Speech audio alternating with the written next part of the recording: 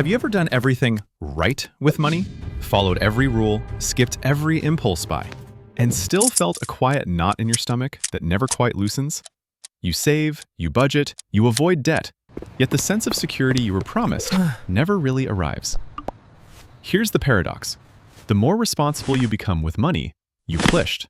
Here's the paradox. The more responsible you become with money, you ever really arrives. Here's the paradox.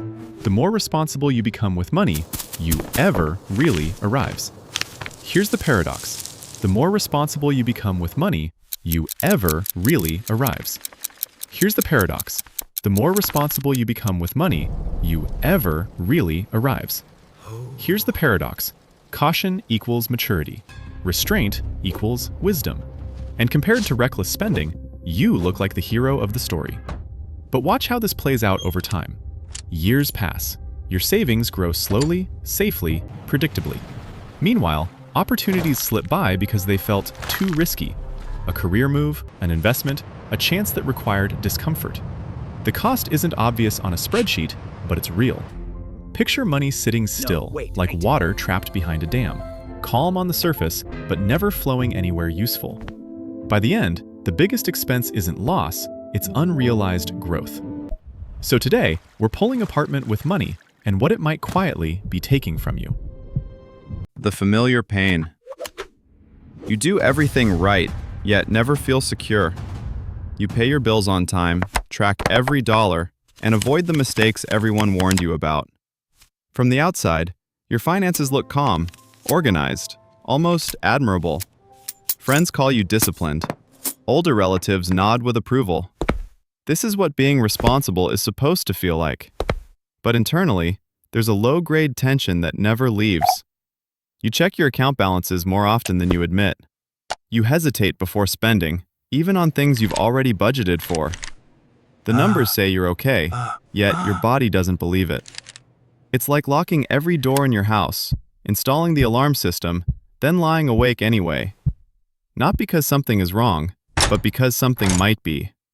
Safety becomes a constant job, not a state of mind. And slowly, almost invisibly, money stops feeling like a tool for life.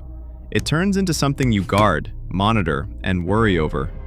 You're doing everything right, but peace of mind stays just out of reach. The false explanation. At least you're not reckless. When the discomfort shows up, there's an easy explanation ready to soothe it. You tell yourself, this is just the price of being responsible.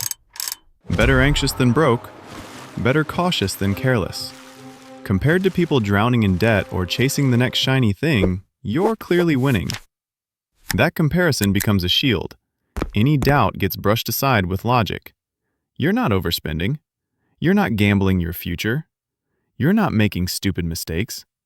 So whatever unease you feel must be normal, maybe even virtuous. But here's the quiet problem with that story. It only compares you to the worst outcomes, never to the best possible ones. It asks one question: am I avoiding disaster? It never asks, am I actually moving forward? Over time, at least I'm not reckless becomes a ceiling. It keeps you safe, yes, but it also keeps you small. And without realizing it, you start mistaking the absence of chaos for the presence of progress. The quiet pattern. Extreme caution often leads to stagnation. Nothing goes wrong all at once. There's no dramatic mistake, no financial crash, no warning siren.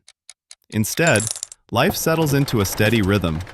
You keep saving, you keep saying no, you keep choosing the safest option available again and again. Years pass and the numbers inch upward, but your situation doesn't really change. Income feels capped, opportunities feel distant. Every path forward seems to require a level of risk you've trained yourself to avoid. So you wait. And waiting slowly becomes your default strategy. It's like standing on the shore, watching other people swim. The water might be cold, there could be waves. So you stay dry, convincing yourself that staying put is smart. Meanwhile, nothing new happens. I can do this. Stagnation rarely announces itself. It feels responsible. It looks patient. But over time, Extreme caution stops protecting your future and starts quietly freezing it in place. The invisible force. Fear disguises itself as responsibility. Most people don't think of themselves as afraid. Fear sounds dramatic, emotional, irrational. What you feel seems calmer than that, measured, logical. You're not scared, you're just being careful. That's how fear survives so well in money decisions. It puts on a suit and calls itself responsibility. It whispers reasonable questions. What if this fails? What if I regret it? What if I lose what I've already built? Each question sounds smart on its own. Together, they quietly shut every door. The danger isn't that fear screams, it's that it explains itself. It uses spreadsheets, worst-case scenarios, and past mistakes as evidence. And because it sounds rational, you trust it. But notice what rarely gets equal attention: the cost of never trying. Fear doesn't show you that number. It only protects what you have, even if that protection slowly prevents you from becoming more. The moment of realization. Total safety can quietly limit growth. The realization doesn't hit during a crisis. It shows up in a quiet moment, scrolling job listings you won't apply for, passing on an investment you fully understand, saying maybe someday for the 5th year in a row. Nothing feels wrong, but something feels off. You start to notice a pattern. Every decision is optimized for safety, not possibility. The question is never, what could this become? It's always, what's the worst that could happen? And somehow, that question keeps winning. That's when it clicks. Absolute safety has a cost. Not upfront, not dramatic, but compounding over time. Growth needs friction. It needs uncertainty. And by eliminating all risk, you've also filtered out most of the upside. It's uncomfortable to admit, because responsibility was supposed to be the answer. But in that moment, you see it clearly. You didn't just avoid losses, you also avoided growth. The emotional cost. Regret builds slowly beneath discipline. Regret doesn't arrive as a loud, painful emotion. It seeps in quietly, hiding underneath years of good habits. You followed the rules, you stayed disciplined. So when the feeling appears, it's confusing, even a little unfair. It shows up as small thoughts you quickly dismiss. What if I had tried?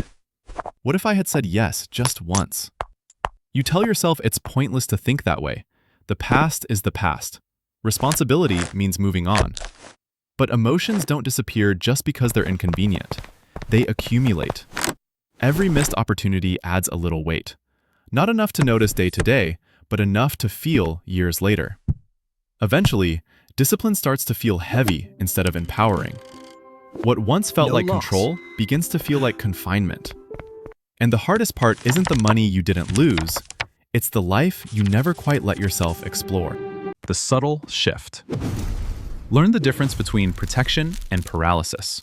The shift doesn't require blowing up your life or abandoning discipline. It starts much smaller, with a new question. Not, is this safe, but what is this protecting me from, and what might it be costing me? Protection has a purpose. It guards against real danger, real downside, real harm. Paralysis, on the other hand, feels similar, but behaves differently. It keeps you from moving even when the risk is calculated, limited, and reversible. One preserves your future, the other quietly postpones it. You begin to notice the difference in your body. Protection feels calm and clear. Paralysis feels tense, tight, overly rehearsed. It needs endless justification. It needs certainty before action, something money rarely offers. This subtle awareness changes everything. You don't stop being responsible. You simply stop using responsibility as a reason to stay stuck.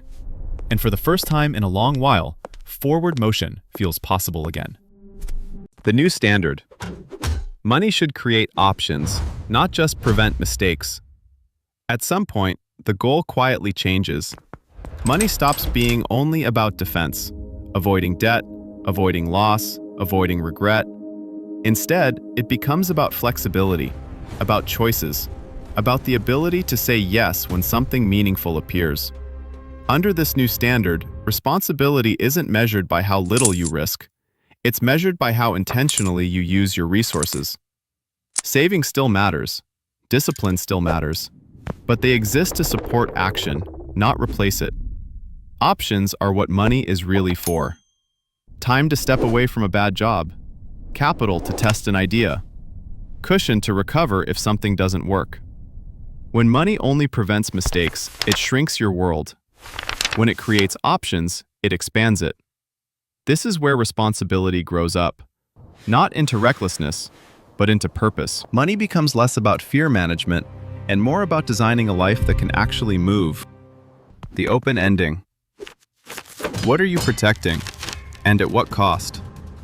This is where the story doesn't give you an answer. It gives you a mirror. Look at your habits, your rules, your automatic no's. Ask yourself what they're truly protecting and whether that protection is still serving you. Some caution is earned. Some boundaries are necessary. But not every limit you live by is still relevant to who you are now. The hardest ones to question are the ones that once kept you safe. Money doesn't ask for perfection. It asks for awareness, for the courage to notice when discipline has turned into delay, when safety has turned into self-restraint. The cost isn't always measured in dollars.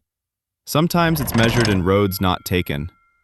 And the question worth sitting with isn't whether you've been responsible, it's whether responsibility has quietly become too expensive.